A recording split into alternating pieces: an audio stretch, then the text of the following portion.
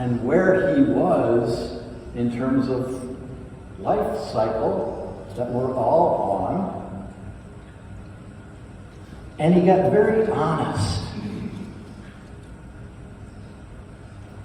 And he got to a point where he realized that, this is not going to be an endless journey. And I'm just going to do the best I can with what I have every day to be there for my friends and my family in the best way that I can.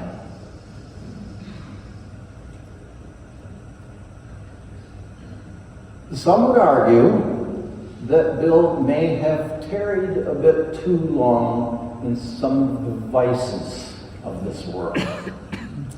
And he even accepted that. And just a few weeks ago, when he was in the hospital, Marcia and I were down to see him, and he told the story of when his 4-year-old niece, he was out having a cigarette at the picnic table out at the farm, and his 4-year-old niece came up to him and said, "Uncle Bill, smoking is bad for you.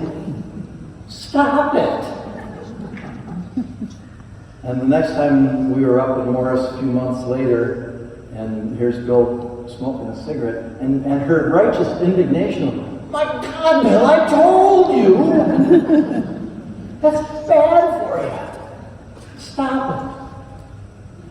And just a few weeks ago, in a hospital bed, with an EKG clicking behind him, and a rubber hose down his nose pumping oxygen into his lungs, he looked around and he said, maybe I should have listened to her.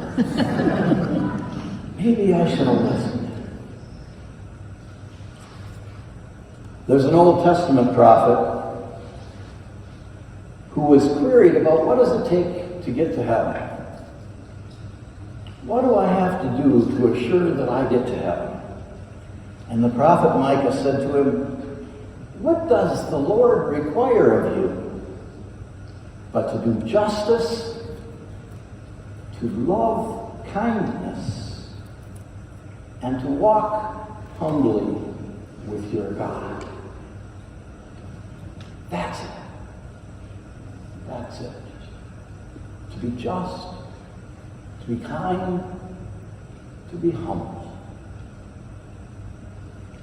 Sounds a lot like my brother-in-law Bill to me. He was not a saint, don't get me wrong. He was not a saint. But he was a good man. He was a good man.